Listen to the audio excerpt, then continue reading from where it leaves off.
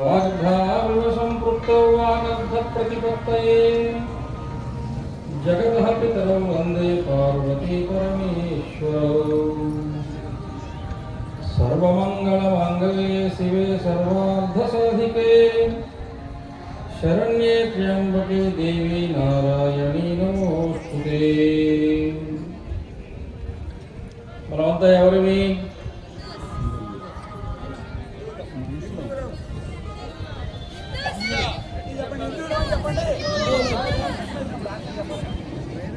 కొంచెం గట్టిగా చెప్తారా? చెప్పరా? అంటే మిమ్మల్ని అందుకే పెట్టారు ఇక్కడ. చెప్పండి చెప్పరా? మొత్తం అందరూ చెప్పాలా. మనము ఎవరిని కేకలు పెట్టి అటు చెప్తే ఆయన చెప్పాడు. అటు చెప్పాలి. ఎవరు మనం? గట్టిగా చెప్పండి ఒకసారి. మీరు చెప్పండి, చెప్పిస్తారు. మీరు చెప్పండి ఇంకొకసారి, మళ్ళీ ఒక్కసారి, మరొక్కసారి. అందరు చెప్పారా? చెప్పిన వాళ్ళందరూ చేతండి, చెప్పిన వాళ్ళందరూ చేతండి, దించండి. ఎవరు చెప్పలేదు వాళ్ళు చేతండి. సాయంత్రం దాకా 1000 సార్లు చెప్పండి. ఈ దేశంలో ఉండే 100 కోట్ల మంది హిందువులు. మైక్ అందరికి వినబడుతుందా? మైక్ ఇక్కడే ఉందా? అక్కడ కూడా ఉందా? ఉందా? ఈ దేశంలో ఉండే 100 కోట్ల మంది హిందువులు మేము హిందువులమని ఒక్కసారి ఇలాగే ఎలుగెత్తి చాటితే, బిగ్గరగా చెప్తే ఈ దేశంలో ఉండే సమస్యలన్నీ 24 గంటల్లో సమసిపోతాయి. అవునా కాదా?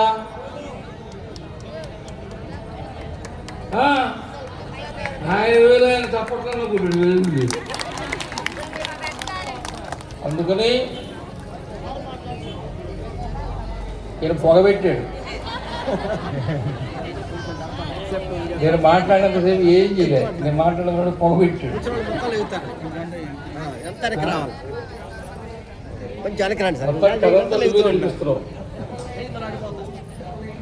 ఈరోజు ఇక్కడ మన బియ్యం బంజారాలో ఆంజనేయ స్వామి వారి విగ్రహ ప్రతిష్ఠ చేసుకున్నాం. సుబ్రహ్మణ్య స్వామి వారు, విఘ్నేశ్వరుడు,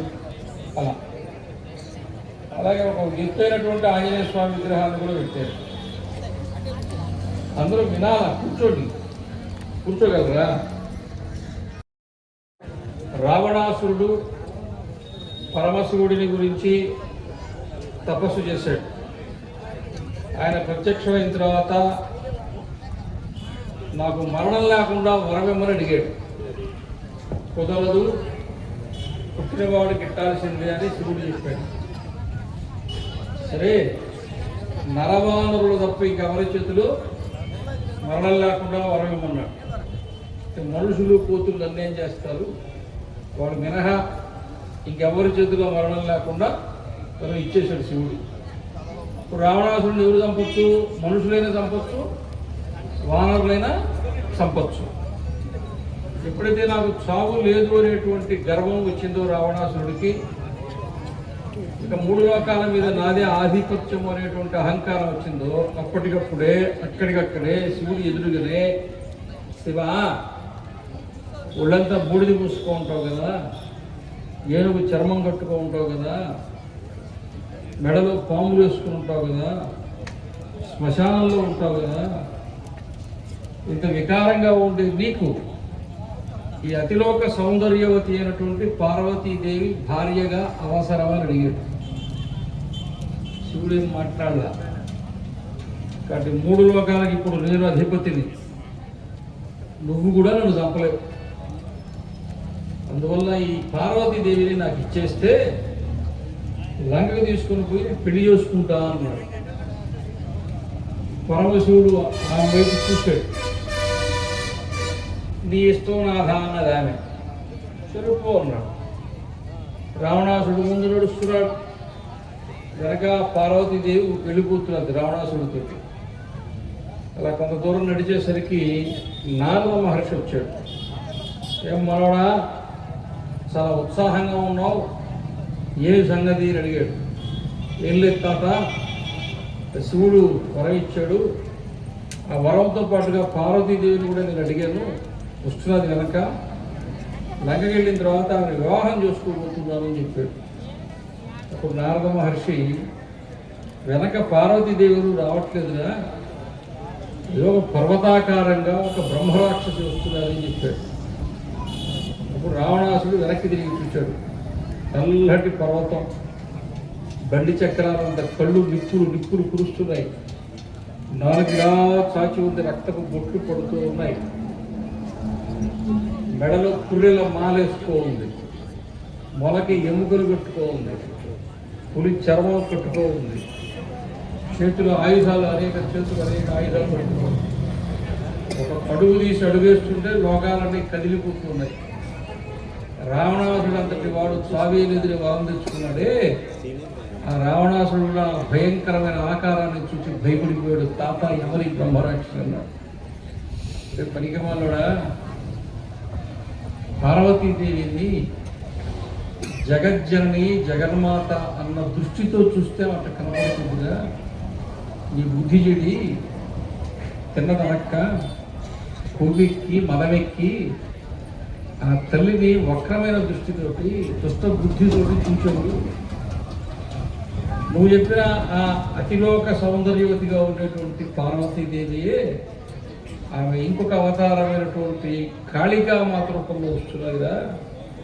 నువ్వు లంక రాకపోవు, ఈ లోపలనే 4తో చుట్టూ లోపల పెట్టుకుంటుంది, అయిపోయిపోమని. అప్పుడు రావణాసుడు భయపడి పొరుగున మళ్ళా వెనక్కి వెళ్ళి శివుడికి కాళ్ళ మీద పడ్డాడు, క్షమించాడు. కానీ పార్వతీదేవి కోపం వచ్చింది.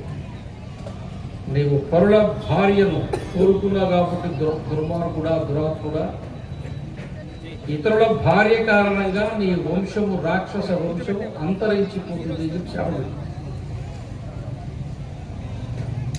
వెళ్ళిపోయాడు. కానీ శివుడికి పార్వతీదేవికి ఒక గుర్తుకొచ్చింది. ఈ రావణాసురుడిని ఎవరు చంపాలా? మహావిష్ణువు చంపాలా. మహావిష్ణువు ముందు ఇచ్చిన వరం ప్రకారం, ఇందాక శివుడు ఇచ్చిన వరం ప్రకారం ఎవరు చంపగలరు? మనిషి కానీ కోతి కానీ. అంటే ఈ శివుడు ఇచ్చిన వరం ప్రకారము శ్రీరాముడిగా మనిషిగా పుట్టాము మహావిష్ణువు, లేదా ఆయన చంపేసి ఉండేవాడు. శివుడు ఇచ్చిన వరం కారణంగా శ్రీరాముడిగా మహావిష్ణువు పుట్టాలి. పార్వతీదేవి పెట్టిన శాపం కారణంగా ఇప్పుడు భార్య దూరం అయిపోవాలి, భార్యను తీసుకోవాలి. ఒకరి భార్యకు తప్పు చేస్తే కదా ఆయన చచ్చిపోతాడని చెప్పింది, ఇతరుల భార్య కారణంగా చచ్చిపోతాడు. మహావిష్ణువే రావణాసురుడిని చంపాలి, కానీ మనిషిగా పుట్టి చంపాలి.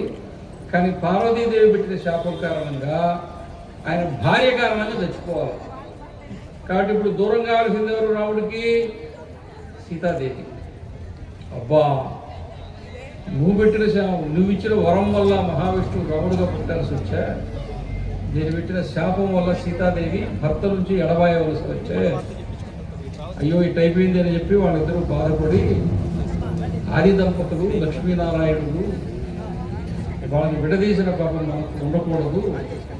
కాబట్టి పార్వతీ పరమేశ్వరుని కలపాలంటే ఏం చేయాలని శివుడు తన రుద్ర అంశంలో నుంచి ఆంజనేయ స్వామిని సృజించాడు. ఆంజనేయ స్వామి అవతారం యొక్క అసలు ఉద్దేశం ఏమిటంటే విడిపోయిన సీతారాముల్ని కలపటం. అంతేనా? అంతే కదా. సీతారాములు కలిసి వనవాసం చేస్తున్నంతసేపు ఎక్కడ ఆంజనేయ స్వామి రాలే. సీతమ్మ వారిని రావణాసురుడు తీసుకెళ్ళిన తర్వాతనే శ్రీరామచంద్రుడు అమ్మవారిని వెతుక్కుంటూ అలా వెళుతూ ఉంటే అప్పుడు అక్కడ తటస్థించాడు, తారసపడ్డారు. కాబట్టి సీతమ్మ వారు ఎక్కడ ఉన్నారని రాముల వారికి, రాముడు ఎలా ఉన్నారు అనే విషయం సీతమ్మ వారికి తెలియజేసి వాళ్ళిద్దరి మనసు కొంచెం శాంతమయ్యేటట్టు చేసి తరువాత వాళ్ళు కలిసేదానికి కారకుడు ఇలాంటి ఎవరు చెప్పండి. ఒకసారి చెప్తే కదా పేరు చెప్పలేరా? ఎవరు చెప్పరా? వాళ్ళు చెప్పరా? నాకు మాట్లాడే ముందు వేదిక కూర్చో ముందే చెప్పారు, తొందరగా మాట్లాడేయండి, 10 నిమిషాలు లేట్ అని ఊరు ఉండరు లేచిపోతుంది. ఈరోజు రేపు ఊరికి ఓపిక లేదు, కానీ చల్లటి గాలి ఎండ కూడా ఎక్కువ లేదు ఉందా. పైగా హోమం చేస్తున్నారు, ఆ వాసన పిలిస్తే కూడా మంచిది. అందుకని ఎక్కువసేపు కూర్చుందాం అనుకోండి, ముక్కులతో వాసన పీల్చండి, కళ్ళతో నన్ను చూడండి, చెవులతో చెప్పేది వినండి, అంతా అయిపోయిన తర్వాత పెట్టేది తినండి, వెనక్కి తిరిగి చూడండి, ఇంటికి పోండి. అబ్బా మిగతాది ఏమైనా అర్థమైందో లేదో కానీ ఆఖరికి మాత్రం లేదండి.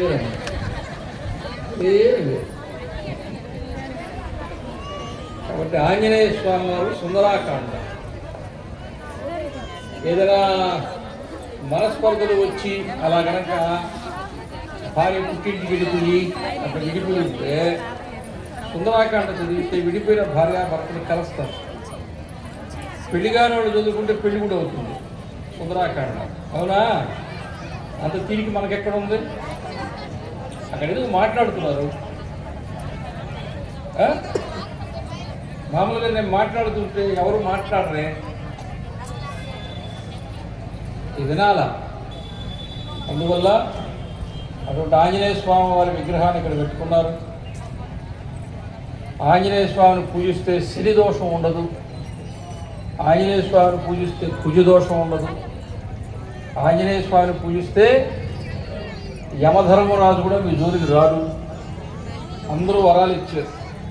బ్రహ్మదేవుడు, శివుడు, ఇంద్రుడు, అష్టదిక్పాలకులు, పంచభూతాలు, యక్షకిన్నెర గంధర్వులు అందరూ కూడా ఆంజనేయ స్వామి గారు పూజిస్తారు. వాళ్ళకి ఏ దోషము ఉండదు. ఈ సంగతి తెలుసా తెలీదా? తెలుసన్న వాళ్ళు చేస్తండి, అందరికీ తెలుసు. కాబట్టి రేపటి నుంచి ఎవరు ఇంట్లో ఉండకుండా పొద్దున్నే లేచి స్నానం చేసి ఇంట్లో పని పూర్తి చేసుకొని అట్టో గిట్టు వేసుకొని తిని ఆ తర్వాత ఇక్కడికి వచ్చి ప్రదక్షిణ చేస్తారన్నమాట. ఇక్కడ అందరూ ఈ ఊరోళ్ళు ఇక్కడ చేయండి, ఏ ఊళ్ళో వాళ్ళు అక్కడ చేయండి, సరేనా? మనమంతా ఎవరివి చెప్పరా?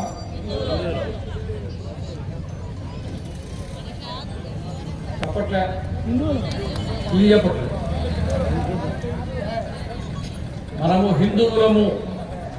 చిన్నప్పుడు బాల్యంలో వీధిలో ఆటలాడుకుంటూ పాదం ఇలా ముందు పెట్టి తడిమట్టిని పాదం మీద పోసి తట్టి కాలు తీసేసి గూడులాగా చేసి ఆ గూడు మీద ఒక పువ్వు పెట్టి ఇది దేవాలయం అని అనుకున్నారా లేదా? చేతండి అందరూ పెద్దోళ్ళే చేయిస్తారు. పిల్లలు ఎవరు చెయ్యత్తలా. ఎందుకో తెలుసా? ఈ పిల్లలు ఆడుకోవచ్చు. పొద్దున 6 గంటలకు కాన్వెంట్కి పోయారు, సాయంత్రం 7 గంటలకు ఇంటికి వచ్చారు. వాళ్ళు ఆడుకునేది ఎప్పుడు? కొన్ని తీరా ఆడుకుందామంటే అన్ని సిమెంట్ రోడ్లు ఇస్తుంది, అంత మట్టి దొరకమని. అందుకని పిల్లలు ఆడుకోవడానికి ప్రతి ఇంటి ముందు గంప మట్టి పోసి పెట్టండి, వాడు గూడు కట్టుకుంటారు. బాల్యములో వీధిలో ఆటలాడుకుంటూ పిడికడు ఇసుకను పొగగా పోసి దేవాలయము అని భావించినంత మాత్రం చేత ఆ వంశములోని 3 తరముల వారు కైలాస ప్రాప్తి పొందుతారని అగ్ని పురాణంలో చెప్పబడింది. అయానబోడు పట్ల అక్కడ వీళ్ళిద్దరు పట్ల వీళ్ళు సబ్సిడీ ఇచ్చేసారు.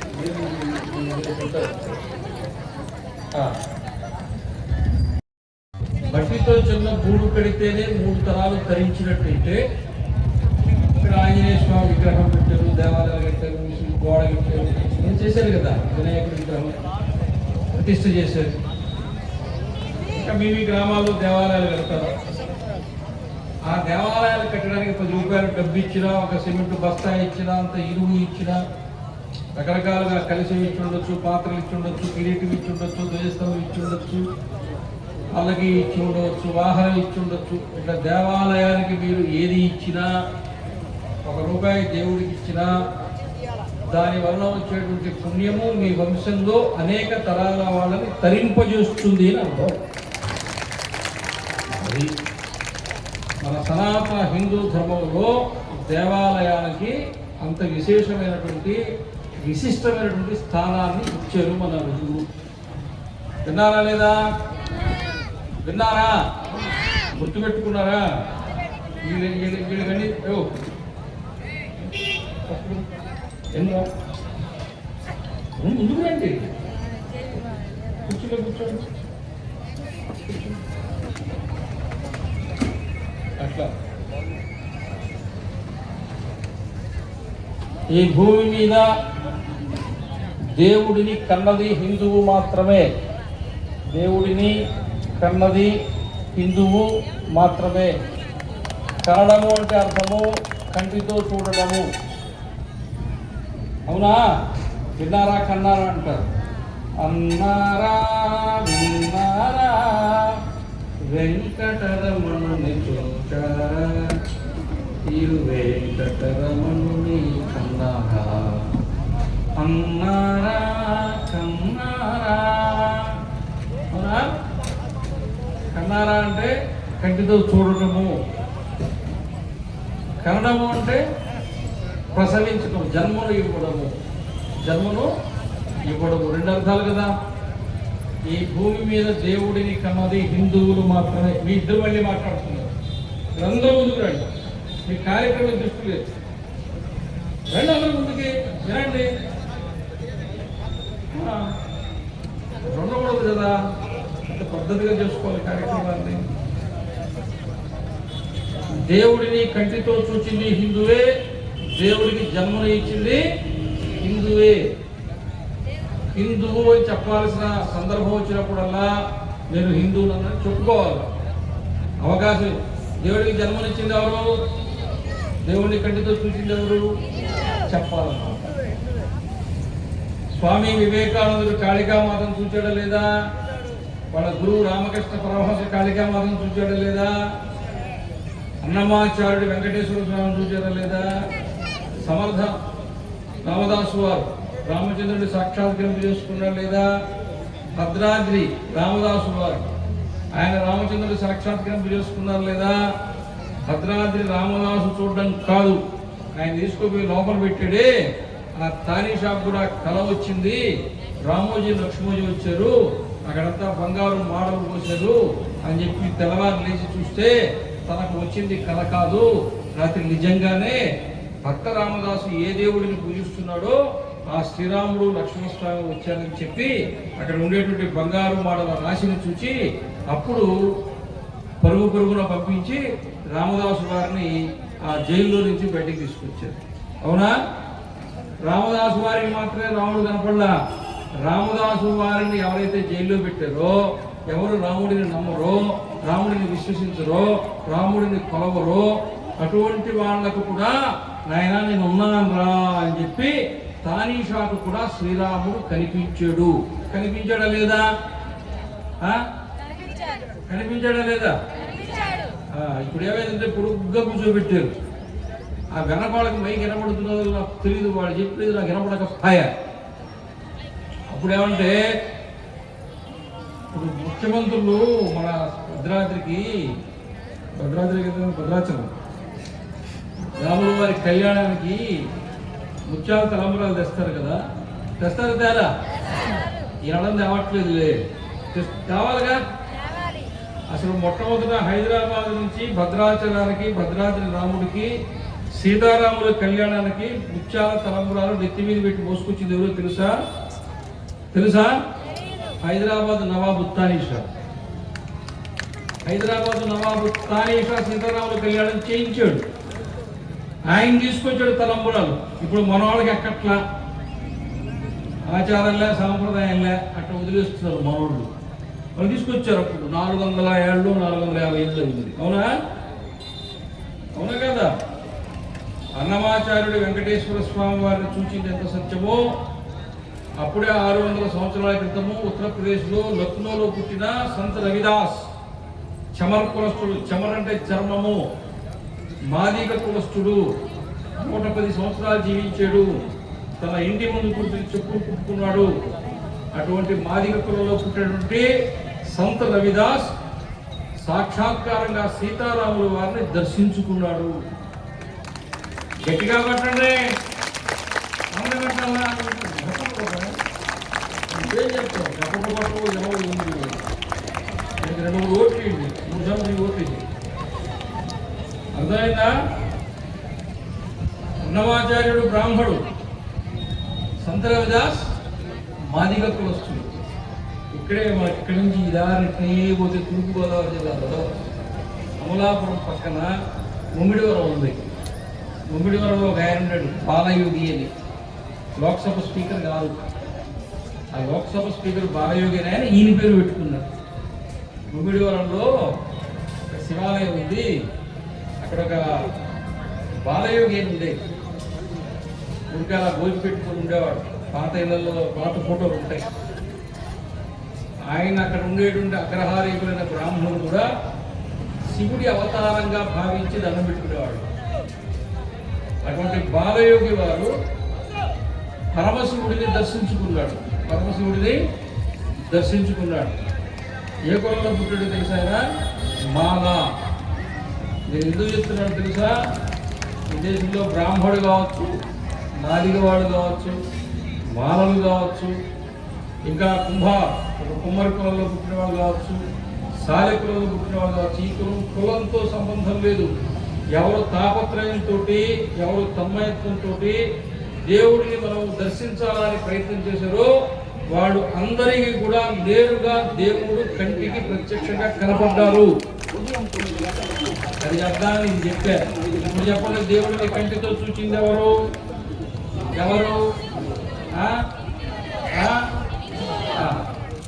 విన్నారా? గుర్తు పెట్టుకుంటారా?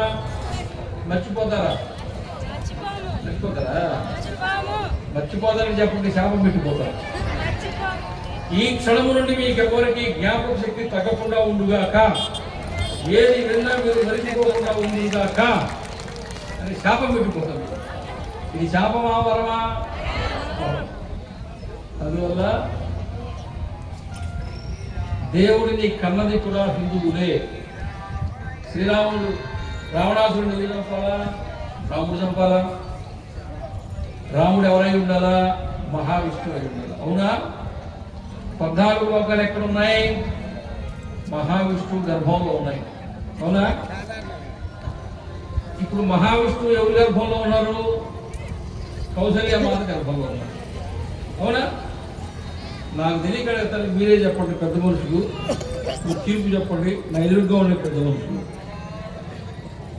14 లోకాలను తన గర్భంలో కలిగి ఉన్న మహావిష్ణువు గొప్పవాడ 14 లోకాలతో కలుపుకుని తన గర్భంలో మహావిష్ణువుని 10 మాసాలు మోసిందే. ఆ మోసిన కౌసల్య మాత గొప్పదా?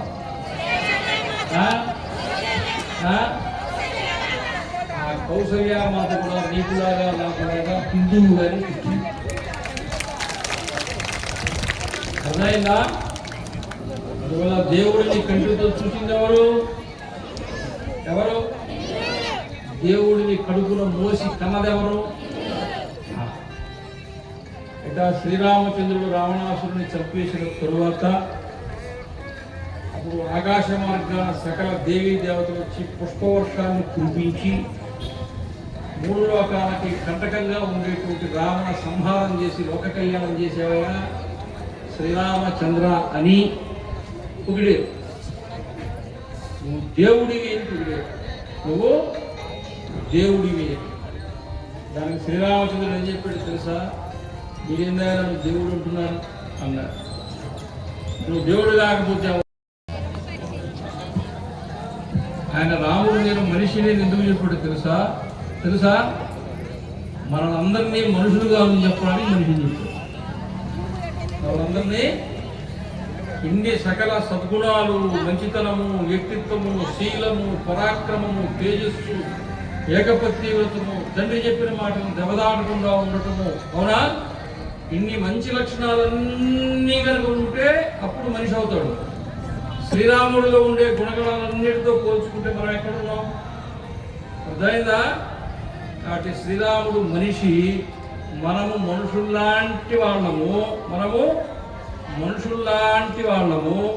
అయితే మనం ఏం చేయాలంటే ఆ రాముడిని చూస్తూ రాముడి వారిని చూస్తూ మనము మనిషి కావడానికి ప్రయత్నం చేయాలి. అది రాముడు గారు చెప్పింది. సీతమ్మ వారిని చూస్తూ సీతమ్మ అయిపోవాలా, రాముల వారిని చూస్తూ అయిపోవాలా. ఎక్కడ రాముడు అయిపోతానని వాడు దేవాలయానికి పోకపోయా, ఎక్కడ సీతలాగా అయిపోవాల్సి వచ్చింది ఇవి పోకపోయా. భయం, సీతలాగా ఉండాల్సి వచ్చింది భయం, రాముడిలాగా ఉండాల్సి వచ్చింది భయం. అందుకనే ఊరు రామాలయం పోవట్లేదు, తాళాలు వేసుకున్నాయి. మళ్ళీ శనివారం పెడతారు దీపం, అప్పుడు కూడా ముగ్గురు పోతారు. ముగ్గురు ఊళ్ళో వాళ్ళందరూ పోరు. ఇప్పుడు చెప్పండి, రామాలయానికి పోవాలో వద్దా? పోవాలో వద్దా? చేస్తండి చేస్తండి. వీళ్ళు ఊరు వీళ్ళు సగం చేయలేదు, వీళ్ళు పోతే పోతాం లేకపోతే. మనిషి పుట్టుకతో ఏది కూడా మిగతా వాటిలాగా కలిగి ఉండడు. చిన్న ఉదాహరణ చెప్తా, చెప్పేదే వద్దా?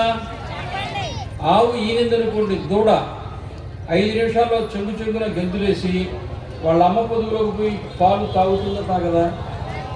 అవునా? అలా పాలు తాగి పెరిగేటువంటి ప్రతి జీవరాశి పుట్టిన తర్వాత వాటంతటా అవే వాళ్ళ అమ్మ పాలు తాగుతాయి. అవునా? కానీ మనిషి అలా మన అమ్మ పాలు మనం తాగగలమా? అది మన బతుకు. అర్థమైందా? ఇది తల్లి గర్భంలో నుంచి మనం బయటికి వస్తూనే చూసేది తల్లి ముఖం కాదు, తండ్రి ముఖం కాదు, తండ్రి తరపు బంధువులు కాదు, తల్లి తరపు బంధువులు కాదు. పూర్వకాలంలో మేము పుట్టిప్పుడైతే మంత్రసాని, ఇప్పుడైతే డాక్టర్. అవునా? ఇది మన బంధువులా?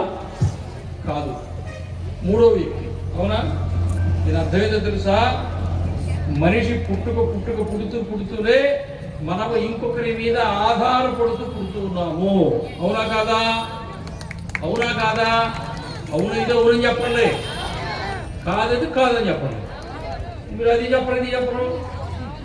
కాబట్టి మానవుడు ఎప్పుడు కూడా ఇతరుల మీద ఆధారపడి ఉండవలసింది. కాబట్టి మనిషి ఏమన్నాడంటే మానవుడు సంఘజీవి. మానవుడు సంఘజీవి. మనం కలిసి బతకాల్సిందే. ఇష్టం ఉన్నా లేకపోయినా మనం కలిసి బతకాల్సిందే. కూరగాయలు అమ్మేవాడితో తగువ పెట్టుకుంటే జరుగుతుందా?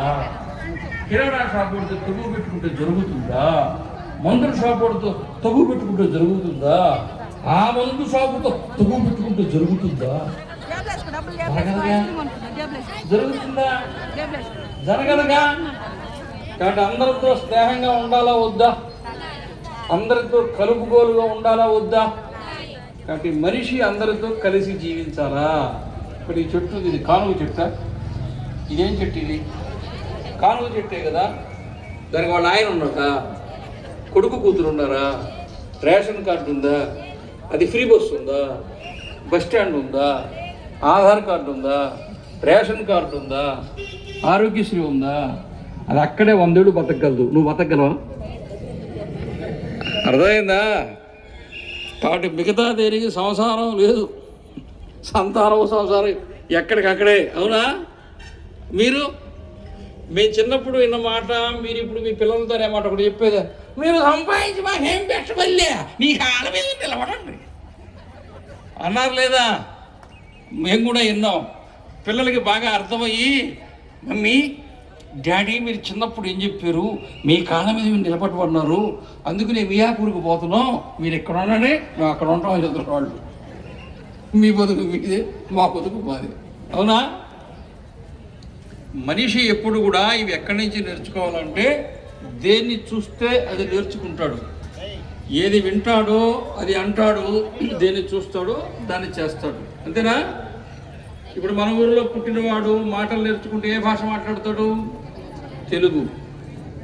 కర్ణాటకలో పుడితే వాడే తమిళనాడులో పుడితే అంతేనా? ఏది విన్నాడో అది అన్నాడు. ఏది చూస్తే ఇంట్లో పొద్దున్నే అమ్మ లేచింది, స్నానం చేసింది, దేవుడి దగ్గర కూర్చుంది, పూజ చేస్తుంటే చిన్న పాప, పిల్లవాడు పాప ఉందనుకోండి, తల్లి పక్కన కూర్చొని పూజ చేస్తారు చేయరా? బట్టలు కూడా ఉతుకుతారు కదా, వంటలు కూడా చేస్తుండే, నెత్తి మీద వచ్చిన ఒళ్ళు కలుచుకుంటుండే. పెద్దలు ఏది చేస్తున్నారో అది చూచి నేర్చుకుంటున్నారు. అవునా? శివాలయంలో ఎవరుంటారు? పార్వతి పరమేశ్వరుడు. రామాలయంలో ఎవరుంటారు? సీత రాముడు. పెళ్లి కాగానే పెళ్లి మండపంలో నుంచి బయటకు వచ్చి వివాహ మండపం, కళ్యాణ మండపం నుంచి పంతులు గారు ఎవరిని చూపిస్తారు? కాదు, అరుంధతి వశిష్ఠుడు. అరుంధతి పతివ్రత కదా, పతి అంటే భర్త కదా, భర్త పక్క లేకుండా ఉంటుందా? రాముడు లేకుండా సీత ఉంటుందా? సీత లేకుండా రాముడు ఉంటాడా? అమ్మవారి లేకుండా శివుడు ఉంటాడా? ఏకంగా ధనాధీశ్వరుడు ఆయన. అవునా? అవునా? కాబట్టి పార్వతీ పరమేశ్వరులు ఆది దంపతులు, లక్ష్మీనారాయణులు ఆది దంపతులు, సీతారాములు ఆదర్శ దంపతులు, అరుంధతి వశిష్ఠులు ఋషి దంపతులు. ఇక్కడ వివాహం చేస్తూ ఉండేటువంటి వాడు ఉన్నారు, వీరందరూ కూడా పుణ్య దంపతులు. ఏమంటారు? మీరు మీరు మీరు మీరు చేసుకున్న పుణ్యం కొద్దీ నువ్వు ఆయనకు భారీగాను ఆయన నీకు పెనిమిటిగాను ఇచ్చారమ్మ. అప్పుడేమంటే 7 అడుగులు అగ్రిస్తూ తిరుగుతారు, అగ్రిస్తూ. అవునా? అడుగుకు ఒక జన్మ చొప్పున 7 జన్మల్లో మీరే భార్యాభర్తలు అవుతారు. సంగతి తెలుసా తెలీదా? తెలుసా తెలీదా? తెలుసా? అందుకని తగువులు గట్రా ఏమన్నా ఉంటే 7వ జన్మలో పెట్టుకోండి, మిగతా 6 జన్మల్లో స్నేహంగా కలిసి ఉండండి. పంచాయతీ ఏదైనా ఉంటే 7వ జన్మలో పెట్టుకోండి. ఇప్పుడు కొట్టుకొని చావడం ఎందుకు? మీరు ఎట్ట తిరిగి 7 జన్మల్లో అంతే. అవునా? కాబట్టి మనము పార్వతీ పరమేశ్వరుడు చూస్తూ ఉంటే, సీతారాములు చూస్తూ ఉంటే ఈ దేశంలో డైవోర్సులు ఎక్కువైపోయింది. అసలు పెళ్లి చేసుకోరు. పెళ్లి చేసుకోరా? అప్పుడే ఎందుకు తొందర? పోయిన సంవత్సరం మా ఆశ్రమానికి ఒక ఆమె వచ్చింది, 2 వచ్చారు, దంపతులు వచ్చారు, 2 దండం పెట్టారు. ఆమె నా కాళ్ళ మీద తలబెట్టింది అని ఏడుస్తున్నది, నీళ్లు గారిపోతున్నాయి. అమ్మ లేవమ్మా, లేచింది. ఎందుకు ఏడుస్తున్నావమ్మా? మా పిల్లోడికి పెళ్లి కాలేదు నాయన అన్నారు. అమ్మ మీ పిల్లోడికి వయసు ఎంతమ్మా అన్న. చేసుకుంటే 40 ఏళ్ళకి కొడుకు పెళ్లికి వస్తాడు కదా. అవునా? 60 ఏళ్ళకి మనవడు పెళ్లికి వస్తాడు కదా. కంటి దగ్గర 3 తరాలు చూడొచ్చు కదా. 3 తరాలు స్థిరపడతాయి కదా. తల్లి కొడుకు సహాయం చేస్తాడు కదా, కొడుకు తల్లికి సహాయం చేస్తాడు కదా, కుటుంబం నిలబడుతుంది కదా. ఈ రకంగా ఉండేది పూర్వకాలం వ్యవస్థ. ఇప్పుడు వీడు పెళ్లి చేసుకోవడానికి 40, కొడుకు పుట్టి వాడి చెడికి 40, వాడికి 40 చెడికి వీడు పోయా, వాడి కొడుకు పుట్టేది వీడు పోయా, ఒకడు చెడు ఒకడు కొంపలో ఉండడు. అవునా? మొత్తము సమాజాన్ని అస్తవ్యస్తం చేసుకుని మన దిక్కుమాలని బాధ్యతారహితమైన ఆలోచన విధానమే. ఇది హిందూ సమాజానికే వర్తిస్తుంది, మిగతా వాళ్ళకి వర్తించదు. సరే, ఎందుకంటే ఒక్కడే కన్నావు, నాకు 1 కోటి రూపాయలు ఆస్తుంది, ఒక కొడుకు ఉంటే కోటిగా ఉంటుంది, కానీ నాకు కోటిగా ఒకటే ఉంటున్నాడు. ఏం పేరు పెట్టారు ఆ కొడుకు? కోటీశ్వరుడు పెట్టాను. నువ్వు వీడికి పెళ్లి చేయాలా? అమ్మాయి కూడా ఒక్కటే ఉండాలా? వాళ్ళకి ఊరు ఉండకూడదు. పైగా వాళ్ళ అమ్మా నాయనకి ఇన్సూరెన్స్ ఉండాలా, హెల్త్ ఇన్సూరెన్స్ ఉండాలా, షుగర్ బీపీ ఉండాలా, వాళ్ళు తొందరగా పోవాలా, ఆ డబ్బులు కూడా మాకు రావాలా. అవునా? ఇంత బలహీనమైన ఆలోచనలు వాళ్ళకి వచ్చిన తర్వాత ఒక్కటి కూడా ధార్మికంగా పుణ్యాన్ని ఇచ్చే ఆలోచన లేకపోతే మనం ఎట్ట బాగుంటాం చెప్పండి. వింటున్నారు లేదా? చెప్పాలా వద్దా? చెప్పాలనే వాళ్ళు చేస్తండి. సగం చేతులు లేచాయి, ఇంకా సేపు చేతి ఈ ఊళ్ళో కూర్చు, అప్పుడు ఆపేస్తామని. అందువల్ల సంతానం కలిగి ఉండండి. మీ గ్రామాల్లో ఎన్ని కుటుంబాల్లో మీ సంతానం నగరాలకు వెళ్ళిపోయారో లెక్కేసుకోండి, ఎంత ఇళ్ళు ఖాళీ అయిపోయారో లెక్కేసుకోండి, ఇంకొక తరం తర్వాత ఆ గ్రామంలో ఎన్ని ఇళ్ళు ఉంటాయో లెక్కేసుకోండి. గ్రామాలు కరిగిపోతున్నాయి. ఇప్పటికే చాలా గ్రామాలు ఇప్పటికే లేరు ఎవరు, ఇంకా కరిగిపోతున్నాయి. అవునా? నేను చెప్తున్నాను, రాసి పెట్టుకోండి. ఈ రోజున ఎకరా 20 లక్షల ముద్దున్నది అనుకుంటే ఉదాహరణకి, ఇంక 20 ఏళ్ల తర్వాత 1,00,000 కూడా ముడుపుదు. గ్రామంలో ఉండేదానికి ఎవరైనా సిద్ధంగా ఉన్నారా? వ్యవసాయం చేయడానికి సిద్ధంగా ఉన్నారా? తెలంగాణకి సీజన్లో బయట రాష్ట్రాల నుంచి 13 లక్షల మంది వ్యవసాయ కూలీలు వచ్చి నాటి వరి కోతలు కోస్తేనే ఇక్కడ వ్యవసాయం నడుస్తున్నది. అవునా? పని చేయడానికి మీ ఊర్లో మనుషులు ఉన్నారా? కట్టెలు కొట్టడానికి మనిషి ఉన్నాడా? పార పని చేయడానికి మనిషి ఉన్నాడా? గడ్డపాలి పని చేయడానికి మనిషి ఉన్నాడా? లేడు. మనందరికీ ప్రమోషన్ ఎవరు లేరు. ఉన్నారా? కాబట్టి హిందువుల జనాభా తగ్గిపోతూ ఉన్నది. జపాన్లో ఇప్పుడుండే ముసలోళ్ళు చచ్చిపోతే జపాన్ దేశం లేదు, ఒక్కడు కూడా పిల్లలకి కనకుండా ఆపేశారు. ఇప్పుడు ఉండే ముసలోళ్ళు చచ్చిపోతే జపాన్ లేదు. ఫ్రాన్స్ కూడా అంతే, మొత్తం ఓల్డేజ్ దేశమే ఓల్డేజ్ హోమ్. ఇప్పుడుండే ముసలోళ్ళు చచ్చిపోతే ఫ్రాన్స్ లేదు, డెన్మార్క్ లేదు, యుగోస్లేవియా లేదు, చెకోస్లోవేకియా లేదు, ఏ దేశం కూడా, చివరికి ఇంగ్లాండ్ కూడా సగం పోయింది. అవునా? మీరు పిల్లల కనకపోతుంది, వాళ్ళ ఆపకపోతుంది. అవునా? దాని తర్వాత ఏ యుగము? ఇప్పుడు కలియుగం. అవునా కాదా? అవునా కాదా? కాబట్టి యుగాలు మారాయా లేదా?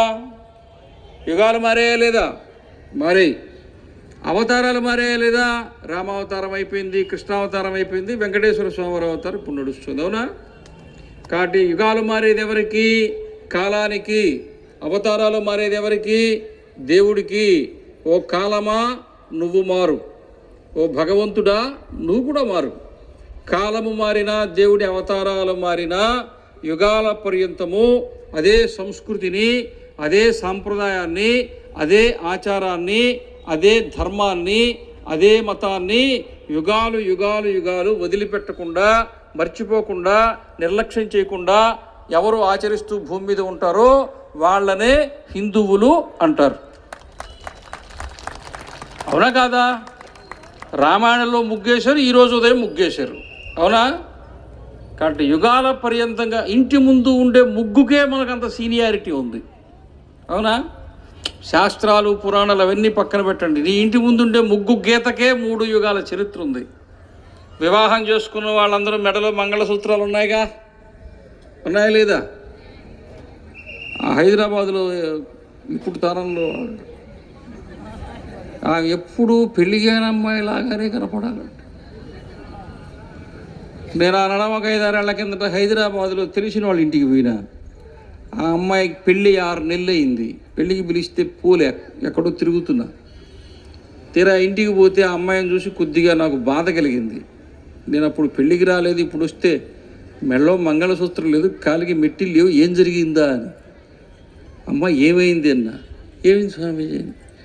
మంగళసూత్రం మా ఆయనకి ఇష్టం లేదు, తీసేయమన్నాడు చెప్పింది. మరి మెట్టిలే, మా ఆయనకి ఇష్టం లేదు, తీసేయమన్నాడు. ముక్కుకి ఇక్కడ కుట్టినట్టు రంధ్రంలాగా మచ్చ కనపడుతుంది, ముక్కు పుడక, మా ఆయనకి ఇష్టం లేదు, తీసేయమన్నాడు. ఎందుకు? నువ్వు ఇష్టం లేదు కనుక్కో. ఎందుకు ఈ ఆయనకి, మగవాడికి మంగళసూత్రం ఎందుకు ఇష్టం లేదో తెలుసా? గజ్జలు ఎందుకు ఇష్టం లేదు తెలుసా? వీడు ఎప్పుడు ఇంట్లో పెరగల, హాస్టల్లో పెరిగాడు. అర్థమైందా? హాస్టల్లో పెరిగే పిల్లలకి కోళ్ళ ఫారంలో ఉండే కోళ్ళకి తేడా లేదు. ఏం చెప్పారు కాబట్టి చప్పట్లు కుట్టారు ఇప్పుడు మీరు, ఇంకా చెప్పొద్దా?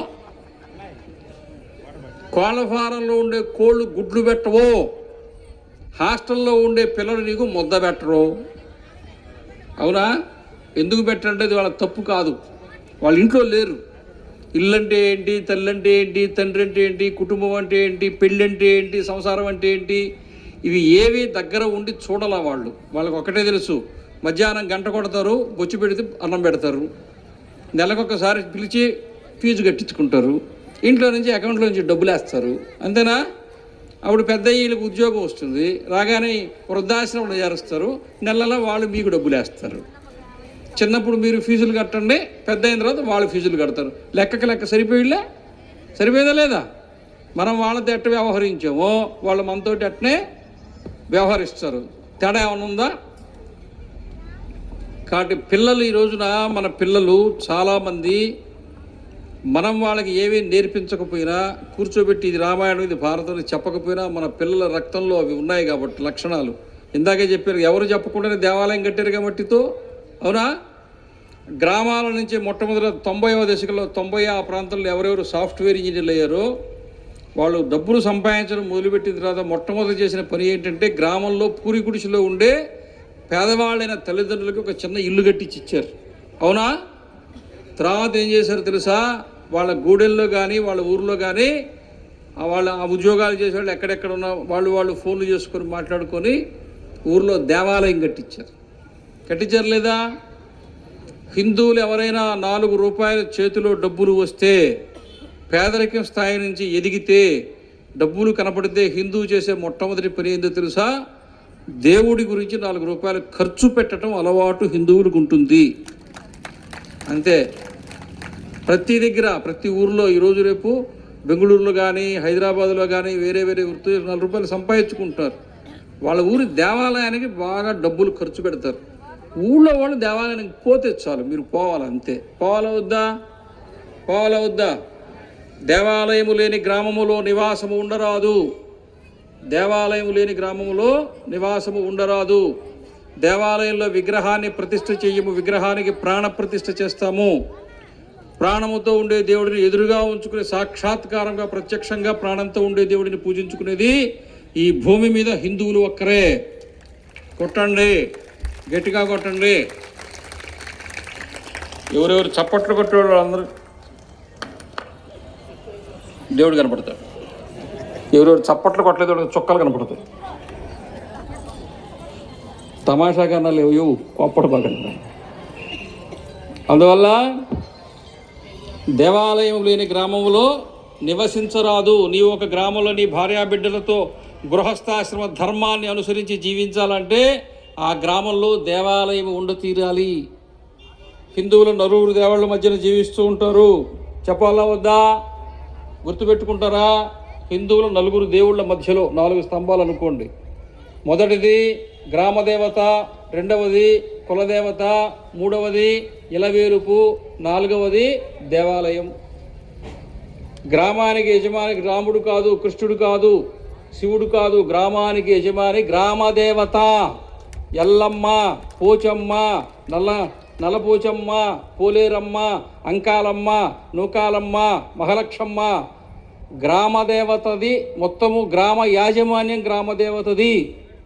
పూర్వకాలంలో పశువుల్ని మనం మేతకి పంపిస్తాం అనుకోండి, బయట పొద్దున్నే వదిలేస్తారు కదా, వెళ్తుంటే వెనకనే గంప పట్టుకొని పోతుండేవాళ్ళు. గుర్తుందా లేదా? ఎందుకని? పేడ రోడ్డు మీద వీధిలో పడకూడదు. ఒకవేళ ఒక గంప తీసుకొని రావడం, తట్ట తీసుకురావడం మర్చిపోతే ఆ గేదో లేకపోతే ఇంకేదో అట్లా ఆ పేడని ఇట్లా కాలుతో తట్టి పెడితే ఇంకెవరు తీసుకోపోరు అన్నమాట. అవన్నీ ఊరు దాటిచ్చేసి తిరిగి వెనక్కిపోయేటప్పుడు ఆ పేడకడి తీసుకెళ్ళిపోయి దెబ్బలో వేసుకునేవాళ్ళు. అవునా? ఎందుకో తెలుసా? గ్రామదేవత గ్రామములో సంచరిస్తూ ఉంటుంది, తిరుగుతూ ఉంటుంది. బుద్ధి పుట్టినప్పుడల్లా వస్తుంది ఆమె. ఈ పొలాలు ఆమెవే, ఆ వాటర్ ట్యాంక్ ఆమెదే, బస్టాండ్ ఆమెదే, రైల్వే స్టేషన్ ఆమెదే, హాస్పిటల్ ఆమెదే, ఈ పరిసరాల్లో ఉండే అన్నీ ఆమెవే. ఈ దేవాలయం కూడా ఆమెదే. ఈ ఊరి గ్రామదేవత ఎవరు? ఆమె 24 గంటలు ఈ గూడెం ఆ గూడెం వీళ్ళకి కూడా అక్కడ అంతా తిరుగుతుంటుంది. ఆ గ్రామదేవత ఎక్కడెక్కడ తిరుగుతుంటుందో అక్కడక్కడ శుభ్రముగా ఉండాలా. ఎక్కడ శుభ్రంగా ఉండదో అక్కడి నుంచి ఆమె వెనక్కిపోతుంది. ఇప్పుడు అందరూ తెలివి ఎక్కువ ఏం చేస్తారు తెలుసా? సాయంత్రం అయిన తర్వాత దుకాణాలు కట్టేస్తారు. రాత్రి వాళ్ళ దుకాణంలో ఉండే చెత్త అంతా తీసుకొచ్చి రోడ్డు మీదకి వస్తారు. అవునా? అదే దరిద్రం. పోయికండి.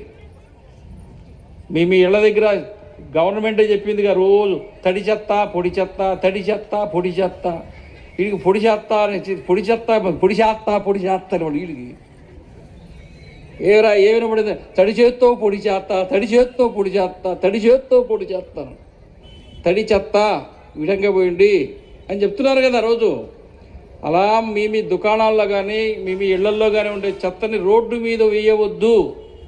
మీ ఇంటి ముందు కూడా అంతవరకు మీరే ఊడ్చుకోండి. అందరూ ఎవరెవరి వీధుల్లో వాళ్ళు అక్కడ వీడ్చుకుంటే అమ్మవారు వస్తారు. తెలుసా ఈ సంగతి? తెలుసా తెలీదా? గ్రామదేవతే గ్రామంలో ఉండేటువంటి అంటురోగాలు రాకుండా చూసేది ఆమె. మీ పంటలకు చీడపీడలు రాకుండా చూసేది ఆమె. సంవత్సరానికి ఒకసారి కొలుపో జాతరో తిరణాల్లో ఏదో చేసుకోవాలా, ఆమెకి ఏదో చేసుకోవాలా, దేన్నో ఒకదాన్ని చేసుకోవాలా. అర్థం కాలా? అయిందా కాలేదా? కాకుండా ఏ వారం ఈరోజు? ఈరోజు కాదు, ఆదివారం. సోమవారం శివుణ్ణి పూజించుకోవాలా? కుదరదు. శనివారం వెంకటేశ్వరుని రాముడిని పూజించుకోవాలా? కుదరదు. రెంటికి మధ్యలో ఆదివారం వస్తుంది, ఏమైనా చేసుకోవచ్చు. గండిమయసం ఉంటుంది. మనం శ్రీశైలం పోతుంటే ఉంటుందా? ఇంకా ఆదివారం చూడాలన్నా సామిరంగా మొత్తం 20 కిలోమీటర్ల దూరం జామ్ అయిపోయింటే వాహనాలు మంచి వ్యాన్ మాట్లాడుకుంటారు హైదరాబాద్ నుంచి. దాంట్లోనే వచ్చి ఏమంటారు, వండుకునే పాత్రలన్నీ పెట్టుకొని బంధువులంతా కూర్చొని మన మంచిది మంచి మ్యాగీకి పెట్టుకొని పోతారు. అదేమంటే నన్ను కూడా వీళ్ళు యాత్రకి తీసుకోబోతున్నారు అనుకుంటుంటుంది. వీడు ఒరే తొందరగా పోయిరాడు, వీడు 10 కిలోమీటర్ల యువతలు ఆపేస్తారు ఆ డీసీఎంని. ఎందుకంటే మొత్తం జాము. ఆమె దించేసి మైసమ్మ ఇది నీదే హైదరాబాద్ మొత్తం నాదే. అక్కడ కూడా నిర్మల్ దగ్గర కూడా అడిల్లి పోషమ్మ అని ఉంది. నిర్మల్ మండలం, నిర్మల్ తర్వాత సారంగపూర్ మండలంలో అడిల్లి పోషమ్మ. అదైతే అడవిలో మరి దారి కూడా ఉండదు. వేలాది మంది వచ్చేస్తారు. 5-6 కిలోమీటర్ల యువతల నుంచే పోషమ్మ ఇది నీదే, అది రాదు నాదే అయిపోయి. ఊరికే చెప్పేలే కానీ అవన్నీ చేసుకోండి. చేయొద్దని కాదమ్మో. మళ్ళీ ఆయన వచ్చి ఇటు చెప్పాడు. మళ్ళీ రేపు పొద్దున్నే మళ్ళీ సోషల్ మీడియాలో ట్రోల్ చేయబాకండి. చూసుకోండి. అర్థమైందా? ఎవరికి ఏ మర్యాద చేయాలో, ఏ పద్ధతి చేయాలో, ఏ సాంప్రదాయం చేయాలో, ఏ ఆచారం చేయాలో మీ గ్రామంలో మీ పూర్వీకులు మీకు ఏది నేర్పించారో దానినే ఆచరించుకోవాలా. అవునా? ఇంత అనుకూలంగా మీకు చెప్తే చప్పట్లు కూడా కొట్టరా? మీ అందరికీ ఆదివారం వచ్చుగాక, చప్పట్లు కొట్టిన వాళ్ళకి రోజు శనివారమే వచ్చుగాక. మీకు లేదు పొడి. అందువల్ల గ్రామదేవత కులదేవత. కులము అనే దాంట్లో ఏమీ లేదు. కులము వెనక ఉంది. కులము వెనక ఏముంటుందంటే వృత్తిలో ఏమి ఉంటుందంటే శాస్త్రము తర్వాత ఏమి ఉంటుందంటే సాంప్రదాయము. ప్రతి కులము ఆచారము ఒకటి ఉంటుంది. ప్రతి కులానికి దేవత ఒకరు ఉంటారు. ప్రతి కులంలో సైన్స్ ఉంది. ఉందా లేదా? కులంలో సైన్స్ ఉందా లేదా? ఉదాహరణకి రజకులు ఉన్నారు. ఈరోజున మీరు ఇక్కడ ఈ ఊళ్ళో హాస్పిటల్ ఉందనుకోండి, ఇక్కడ కానీ ఎక్కడైనా హాస్పిటల్లో ఆపరేషన్ థియేటర్లో డాక్టర్లు ఆకుపచ్చటి వస్త్రాలు వేసుకుంటారు. వాటిని ఏం చేస్తారంటే ఉండలుగా బాగా మడిచి కొన్ని వాటిలో పెట్టి స్టెరిలైజ్ చేస్తారంటే ఆవిరికి ఉడికిస్తే ఏమవుతుందంటే దాంట్లో ఉండే చెడు బ్యాక్టీరియా అంతా చచ్చిపోయి ఆ వస్త్రాలన్నీ కూడా జాగ్రత్తగా ఉంటాయన్నమాట. ఆపరేషన్ థియేటర్లో పేషెంట్కి డాక్టర్లకి అవే వేసుకుంటారు. ఈయన నుంచి వాళ్ళకి కానీ వాళ్ళ నుంచి ఈయనకి కానీ మళ్ళీ వేరే క్రిములు ఏమి అంటకుండా వేసుకుంటాం. అవునా? మొత్తం భారతదేశంలో రజకుల కారణంగా మన ఇళ్ల నుంచి తీసుకుపోయిన వస్త్రాలని రేవులో పెద్ద బాణలు పెట్టి ఆ బాణల్లో బాగా ఉడికిచ్చి వాటిలో ఉండే బ్యాక్టీరియాని అంతా చంపేసి మంచి వస్త్రాలని చలువ చేయడం అంటే ఇదే చలువ చేయటం. చలువ అంటే ఇప్పుడు ఎండలో ఉంటే బాగుంటుందా, నీడలో ఉంటే బాగుంటుందా కదా? అందువల్ల చలువ చేయడం అంటే దాంట్లో ఉండేటువంటి చెడును తీసేసి మంచి వస్త్రాలని కోట్లాది మంది చేత కట్టించినటువంటి పని ఎవరిది? రజకులు. దాంట్లో సైన్స్ ఉందా లేదా? తలోపండి. అందరూ బెల్లం కొట్టిన రాయలాగా ఉంటారు. తలోపండి ఉంది కదా. అలాగే ప్రతి దాంట్లో వీళ్ళున్నారు నాయీ బ్రాహ్మణులు అంటే మంగలి అనేది తెలుగు పదము, నాయీ బ్రాహ్మణ అనేది సంస్కృత పదము, సాకలి అనేది తెలుగు పదము, రజక అనేది సంస్కృత పదము. అర్థమైందా? నాయీ బ్రాహ్మణులు ఏం చేస్తారు? క్షవరం చేస్తారు అనుకుంటున్నారా? కాదు. ఇప్పుడు ఇందాక డోలు సన్నాయి పెట్టారుగా. ఇక్కడ ఉన్నారా? వెళ్ళిపోయారా? ఉన్నారా? ఎక్కడున్నారా? అదిగో అక్కడ ఉన్నాడు ఆయన. నాయీ బ్రాహ్మణులు. ఇక్కడ మంత్రాలు చదువుతున్నారు. వీళ్ళని వైదిక బ్రాహ్మణులు అంటారు. వేదంలో యజుర్వేదంలో వచ్చేటువంటి మంత్రాలతో పూజ చేస్తే వైదిక బ్రాహ్మడు. సామవేదంలో సంగీత స్వరాలు ఉన్నాయి. సామవేదం నుంచే సంగీతం వచ్చింది. ఆ సామవేదం నుంచి వచ్చిన సంగీతంతో వాడు రాగయుక్తం కనుక కీర్తనలు చేస్తే, అన్నమాచార్య కీర్తనలు వాదిస్తే, త్యాగరాజ కీర్తనలు వాయిస్తే అదంతా కూడా సామవేదం అన్నమాట. కాబట్టి సామవేదంతో పూజ చేసేవాళ్ళు నాయీ బ్రాహ్మలు, యజుర్వేదంతో పూజ చేసేవాళ్ళు వైదిక బ్రాహ్మలు. అయితే వీళ్ళు ఏమంటే శాకాహారులు, వాళ్ళు ఏమంటే మాంసాహారులు. మరి మంగళి వాళ్ళు మాంసాహారులు ఎందుకు అయ్యారో తెలుసా? ఈ బ్రాహ్మలు ఆయుర్వేదం చేస్తారు, ఆ బ్రాహ్మలు ఆయుర్వేదం చేస్తారు. ఈ బ్రాహ్మలు చేసే ఆయుర్వేదంలో చెట్టు ఆకులు, బెరడు, కాయలు, గింజలు, పువ్వులు, విత్తనాలు, వేర్లు ఆయుర్వేద వైద్యం చేస్తారు. అవునా? కానీ వాళ్ళు చేసే వైద్యంలో ఏముంటుందంటే కొంచెం మాంసం ఉంటుంది. పక్షవాతం వస్తే జముడు కాకి మాంసం కలిపినటువంటి లేహ్యం తయారు చేస్తారు. కీళ్ల నొప్పులు వస్తే కౌజు పిట్ట మాంసంతో లేహ్యం తయారు చేస్తారు. దుప్పి కొమ్ములో ఉండే కొవ్వు, ఎద్దు కొమ్ములో ఉండే కొవ్వు, జింక కొమ్ములో ఉండే కొవ్వు, ఆల్చిప్పల్లో ఉండే మాంసం, ఇటువంటివన్నీ కలిపి వైద్యం చేసేవాళ్ళు నాయీ బ్రాహ్మణులు. వాళ్ళు మాంసంతోనే వైద్యం చేస్తారు కాబట్టి వాళ్ళు మాంసాహారులు అయినారు. ఇద్దరికీ జంధ్యం ఉంటుంది, ఇద్దరికీ గాయత్రి ఉంది. వాళ్ళు బ్రాహ్మలే, వీళ్ళు బ్రాహ్మలే. చరిత్రలో మనం అన్నీ మర్చిపోయినాం, ఒకళ్ళకొకళ్ళకి తెలీదు. అందుకని కులం పేరు చెప్పుకొని సంఘాలు పెట్టుకొని రోజు జుట్లు పట్టుకొని కొట్టుకొని చస్తున్నాం. అవునా కాదా? అవునా కాదా? యాదవులు ఉన్నారు, వాళ్ళు ఏం చేస్తారు? పశుపోషణ. పశుపోషణ అంటే మొరటగా ఉంటుంది. దాన్ని మనం కనుక ఇంగ్లీష్లో చెప్పారు ఒకటి స్టైల్గా ఉంటుంది, డైరీ ఫారం. ఏంటి? Dairy. Tirumala dairy, Dodla dairy, ఇంకే Vijaya dairy, Visakha dairy, modern dairy అని పెడితే ఈ పనే వాళ్ళు చేసింది. వాళ్ళు ఆవులను పోషించారు కాబట్టి, బర్రెల్ని పోషించారు కాబట్టి అందరికీ చక్కటిగా పాలు వచ్చినాయి, పెరుగు వచ్చింది, నెయ్యి వచ్చింది, తిన్నారు, ఆరోగ్యంగా బతికారు. అవునా? మీరు ఏ కులమైనా తీసుకోండి, వృత్తి లేకుండా, సాంప్రదాయం లేకుండా, కులదేవత లేకుండా 7,000 కులాలకి 7,000 వృత్తులు ఉన్నాయి. 7,000 కులాల్లో 7,000 రకాల సైన్స్ ఉంది. ఒక తుమ్మ చెట్టును చూస్తే, గంగరాయి చెట్టును చూస్తే, వేప చెట్టును చూస్తే మన వడ్రంగి ఏం చేస్తారు? వడ్రంగిని ఏమంటారు? వడ్రంగి కానీ తెలుగులో ఏమంటారు చెప్పబోయా? వడ్ల వాళ్ళకు చెట్టును చూస్తే ఆ చెట్టులో ఎన్ని దర్వాజాలు వస్తాయి, కిటికీలు వస్తాయి, తలుపులు వస్తాయి, నాగలు వస్తుందా, క్యాడ్ వస్తుందా, మొత్తం లెక్కేసి చెప్తాడు చెట్టును చూసి. అవునా? అవునా? నేర్పరితనం. ఏ స్కూల్లో చదువుకున్నాడు?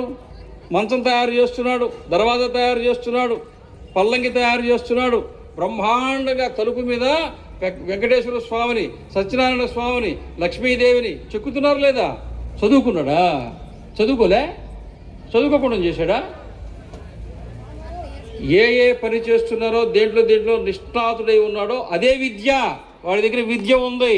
ఇప్పుడు అందరూ ఏం చేశారంటే 70 ఏళ్ళ నుంచి పని కొట్టుకొని కులాలను చంపేశారు, కులాలతో వృత్తులు చంపేశారు, వృత్తులతో విద్యలు చంపేశారు. ఏమిలే, ఫోన్ పైకి గీక కింద గీక, పైకి గీక కింద గీక. వాట్సప్ నువ్వు అట్రా, నేను ఇట్టు వస్తా, వెళ్ళిపోయా, లేచిపోదాం ఫా, ప్రేమించుకుందాం రా, లేచిపోదాం ఫా. పోలీస్ స్టేషన్లో పంచాయతీ. హైదరాబాద్లో మంగళహాట్ అని చెప్పి ఒక పోలీస్ స్టేషను. అక్కడ తల్లిదండ్రులు పోయి కేసు పెట్టారు. అయ్యా 3 రోజుల నుంచి మా అమ్మాయి కనపడట్లేదని. అక్కడ హౌస్ ఆఫీసర్ అడిగాడు, అమ్మా 3 రోజుల నాడు పెళ్ళిడు వచ్చిన కూతురు, వయసు వచ్చిన కూతురు ఇంట్లో నుంచి కనపడకుండా వెళ్ళిపోతే ఇప్పుడు వచ్చా మీరు కంప్లైంట్ ఇచ్చేదని ఆ ఎస్ఐ అడిగాడు. వీళ్ళు ఏం చెప్పారు తెలుసా? సార్ మామూలుగా మా అమ్మాయి 2 రోజులు రాదు, ఈసారి 3వ రోజు రాలేదు కాబట్టి అనుమానం వచ్చింది. అంటే 2 రోజులు పోవచ్చా? అంటే 2 రోజులు అయితే లోకల్ పర్మిట్ను, 3 రోజులు అయితే నేషనల్ పర్మిట్టా? పోవచ్చా? నువ్వు ఉండరా నాయన, ఇతను గవర్నమెంట్ డ్యూటీలో ఉన్నాడు, మీరు ఏం చేయలేరు, మీరేం చేయలేరు. అతను ఒక్కడే న్యాయం చేస్తున్నాడు. నగదు బదిలీ పథకం అంటే తెలుసా? నగదు బదిలీ పథకం అంటే తెలుసా? తెలీదా? ఉదయం 10 గంటలకు గవర్నమెంట్ మీ అకౌంట్లో డబ్బులు వేస్తుంది, మీరు నిజాయితీగా సాయంత్రం 5 గంటలకు గవర్నమెంట్కి మళ్ళీ అకౌంట్లో డబ్బులు వేసేస్తారు. భగవంతుడికి భక్తుడికి మధ్యలో ఖాళీ సీసా సాక్ష్యం ఉంటుంది, ఏమీ ఉండదు. పార్టీ ఏదైనా ఉండని, రాష్ట్రం ఏదైనా కానీ, ప్రభుత్వం ఏదైనా కానీ, సమాజం మీద నమ్మకం, ఎన్ని వందల కోట్లు మీ అకౌంట్లో వేసినా సాయంత్రం 5 గంటలకు వెనక్కి వచ్చేస్తాయి. అతను ఏమి అనొద్దు, అతని వల్లే ప్రభుత్వం సమాజం నడుస్తున్నది. కేవలం అతని వల్లే మీకు మంచినీళ్ళు వస్తున్నాయి, రోడ్లు వస్తున్నాయి, కరెంటు వస్తున్నది, స్కూల్లో పిల్లలు చదువుకుంటున్నారు. అవునా? మధ్యాహ్న భోజన పథకం వస్తున్నది, ఉపాధ్యాయులకి అన్నీ వస్తున్నాయి. వాడే లేకపోతే ఈ ప్రభుత్వం ఉండదు, ఈ సమాజం ఉండదు. అటెండ్ అప్పటి నుంచి మీరు మొదలు పెట్టబాకండి. దీంట్లో ఎంత పుణ్యం ఉంటుందో నాకు తెలియదు. 7 వ్యసనాల్లో ఏ ఒక్క వ్యసనం ఉన్నా మనిషి పతనం అయిపోతాడు. 7 వ్యసనాల్లో అది ఒక వ్యసనం, జాగ్రత్తగా ఉండండి. ఉండాలా వద్దా? అందువల్ల హిందూ సమ్మేళనము ఈ రోజున ఎందుకు పెట్టుకున్నామంటే హిందువులు కలిసి జీవించాలి. కలిసి జీవించేవాళ్ళు కానీ ఇప్పుడు విడిపోయాం లేదా? దేవాలయానికి మీరు కనుక పూజా సామాగ్రి తీసుకుని వస్తే మీ కుటుంబము, మీ భార్యా పిల్లలు, మీ సంతానము బాగుండాలని అక్కడ గోత్రనామాలతో పూజ చేసుకుంటారు, అంతేనా? కానీ అదే దేవుడు పల్లకీకి ఊళ్ళోకి వస్తే ఉన్నవాడు లేనివాడు, ఈ కులము ఆ కులము, పూరి గుడిసె భవనము, ప్రతి ఇంటి దగ్గర ఆగడా? ఆ ఇంటి అల్లాలు ఎక్కడైతే ఒక పళ్ళెరం పట్టుకొని అందులో ఏదో తనకు కలిగింది, అరటిపండు, అటుకులు, బొరుగులు, చక్కెర, బెల్లము ఏదో ఒకటి పట్టుకుని వాకిట్లో నిలబడితే దేవుడి పల్లకి ఆగుతున్నదా లేదా? నైవేద్యం తీసుకుంటున్నాడు లేదా? అవునా? సమాజాన్ని కలిపి ఉంచే పని చేసేవాడు దేవుడు. సమాజంలో కలిపి ఉండేటువంటిది. ఊరంతా తిరిగి వస్తాడు రాముడో శివుడో, మళ్ళీ దేవాలయానికి వచ్చేస్తాడు. వచ్చేసిన తర్వాత ఏం చెప్తారు తెలుసా? రాముడు ఈ గ్రామంలో ఉండే వాళ్ళందరూ ఈరోజు ఎలా అయితే ఒకే ఆలోచనతో, ఒకే బుద్ధితో, ఒకే ఏమంటాం ఐకమత్యంతో ఉన్నారో, ఇలాగే గ్రామం సంవత్సరం అంతా ఐకమత్యంగా ఉంటే, పొరపత్యాలు లేకుండా ఉంటే, విద్వేషాలు లేకుండా ఉంటే, హెచ్చుతగ్గు భావన లేకుండా ఉంటే, అందరూ ఒకే కుటుంబంలాగా ఉంటే, మీ అందరితో పాటు మీలో ఒకటిగా నేను కూడా మీ ఊరిలో ఉంటాను అని రాముడే చెప్తున్నాడు, శివుడే చెప్తున్నాడు, ఆంజనేయుడు చెప్తున్నాడు, హనుమంతుడు, ఆయన విఘ్నేశ్వరుడు చెప్తున్నాడు, సుబ్రహ్మణ్య స్వామి చెప్తున్నాడు. కలిసి ఉండడము దైవీ గుణము, కలిసి ఉండడం దైవీ గుణము, విడిపోవడం రాక్షస గుణము. కౌరవులు కలిసి ఉండరు, పాండవులు విడిపోరు. ఒకరోజు ద్వారక నుంచి రథం మీద కృష్ణ పరమాత్ముడు వెళుతూ ఉన్నాడు. ద్వారక దాటి వచ్చాడు, నారదుడు వచ్చాడు, పరమాత్మ ఎక్కడికి ప్రయాణం అన్నాడు. ఏం లేదు, వనవాసం చేస్తున్నాడు కదా, ధర్మరాజుని కలిసి వద్దామని పోతున్నా అన్నాడు. అప్పుడు నారదుల వారు అడిగారు, ఏమడిగారు తెలుసా? రాజ్యం ఉంది, అధికారం ఉంది, రారాజే, ఐశ్వర్యం ఉంది, హస్తినాపురంలో ఉండే దుర్యోధనుడిని ఒక్కసారి కూడా నువ్వు కలగడానికి పోలా. తినడానికి తిండి లేదు, ఉండడానికి ఇల్లు లేదు, పేదరికంతో ఉన్నవాడు రాజ్యం పోగొట్టుకు